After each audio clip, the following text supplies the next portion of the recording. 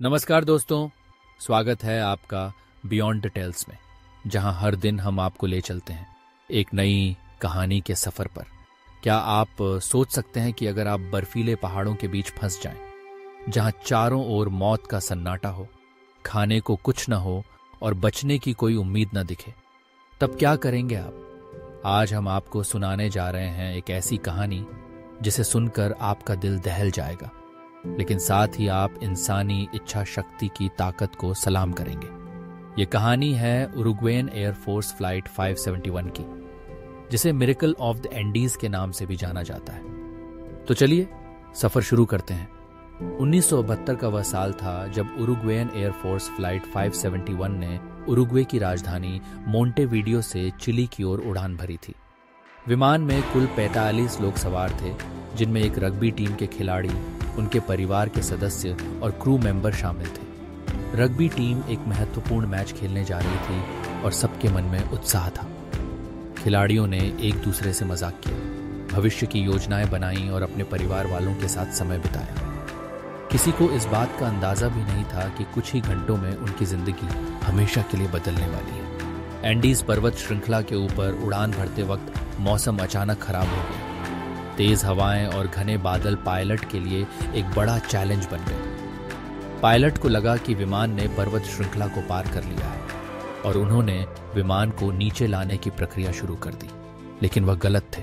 विमान एक बर्फीले पहाड़ से टकरा गया और जबरदस्त झटके के साथ दो हिस्सों में टूट गया। उस भयानक टक्कर की आवाज और झटके ने सबको हिलाकर रख दिया। विमान के अगले हिस्से ने बर्फ पर फिसलते हुए कई मीटर का सफर तय किया। इस हादसे में 12 लोगों की तुरंत मौत हो गई। जो लोग बच गए वे सदमे और डर के मारे कुछ समझ नहीं पा रहे थे। चारों तरफ खून, बर्फ और चिल्लाने की आवाजें थीं। ठंड इतनी ज्यादा थी कि सांस लेना भी मुश्किल हो रहा था। बचने वालों में से कुछ को गहरी चोटें आई थी, जबकि कुछ ऐसे भी थे जो पूरी तरह से सदमे में थे। पहले कुछ घंटों तक किसी को समझ में नहीं आया कि क्या करना चाहिए। जो खिलाड़ी अभी कुछ समय पहले मजाक कर रहे थे, वे अब अपने साथियों के मृत शरीर देखकर रो रहे थे। हादसे के तुरंत बाद ही वे समझ गए कि उन्हें मदद मिलने में काफी समय लग सकता है। उनके पास न तो कोई रेडियो था और न ही बचाव दल को बुलाने का कोई और साधन। पहले दिन उन्होंने विमान के भीतर ही शरण ली। उनके पास जो थोड़ी बहुत खाने पीने की चीजें थीं, जैसे चॉकलेट, वाइन और स्नैक्स, उन्होंने वही खाया। किसी ने नहीं सोचा था कि यह सामान इतनी जल्दी खत्म हो जाएगा। ठंड के कारण कई लोगों के हाथ और पैर जमने लगे। धीरे धीरे उन पर यह एहसास होने लगा कि उनकी लड़ाई सिर्फ भूख से ही नहीं, बल्कि कड़कती ठंड और मानसिक दबाव से भी है। दूसरे दिन उन्होंने विमान के चारों तरफ जाकर यह देखने की कोशिश की कि कहीं आसपास कोई मदद मिल सके, लेकिन हर जगह सिर्फ बर्फ और पहाड़ थे। बर्फ इतनी मोटी थी कि चलना भी मुश्किल था। हवा इतनी तेज थी कि कुछ ही मिनटों में उनके कपड़े और शरीर जमने लगे।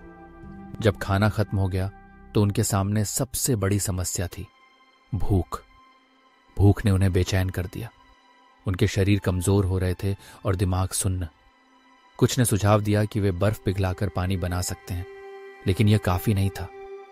एक समय ऐसा आया जब उनके पास कोई विकल्प नहीं बचा। भूख से बेहाल इन लोगों ने अपने मृत साथियों के शरीर खाने का फैसला लिया। यह सुनने में जितना डरावना लगता है, उनके लिए यह कदम उठाना उससे भी ज्यादा मुश्किल था। लेकिन यह उनका आखिरी विकल्प था। किसी ने भी यह काम खुशी से नहीं किया। यह सिर्फ जिंदा रहने की एक कोशिश थी। पहले कुछ दिन बेहद कठिन थे। हर कोई अपने जिंदा रहने के लिए संघर्ष कर रहा था। ठंड और ऑक्सीजन की कमी ने उनकी हालत और खराब कर दी। जब हादसे को 16 दिन हो गए तो एक और बड़ा झटका आया। एक बर्फीला तूफान आया जिसने उनकी हालत को और खराब कर दिया। इस तूफान में 8 और लोगों की जान चली गई। इस हादसे के 18वें दिन नंदो पराडो और रॉबर्टो कैनेसा ने एक साहसिक फैसला लिया। उन्होंने सोचा कि अगर वे एंडीज पर्वत को पार कर लें तो शायद वे मदद ले आएंगे। उनके पास न तो कोई नक्शा था और न ही कोई उपकरण, सिर्फ दृढ़ संकल्प और एक उम्मीद थी।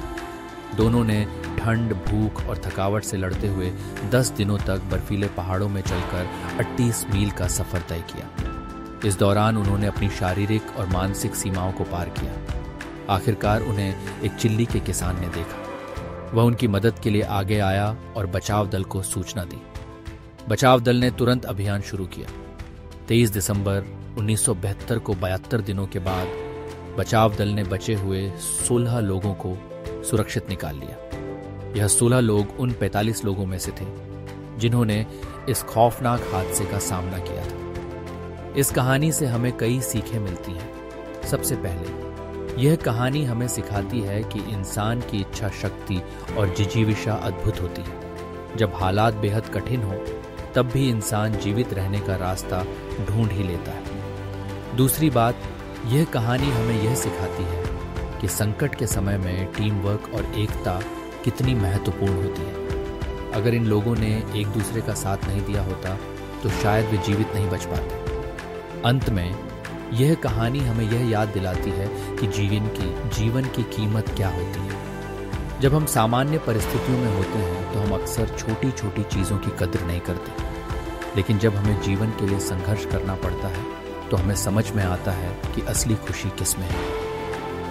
उरुग्वेयन एयरफोर्स फ्लाइट 571 की यह कहानी सिर्फ एक हादसा नहीं है, ये मानवता की ताकत और संघर्ष की एक अमर गाथा है।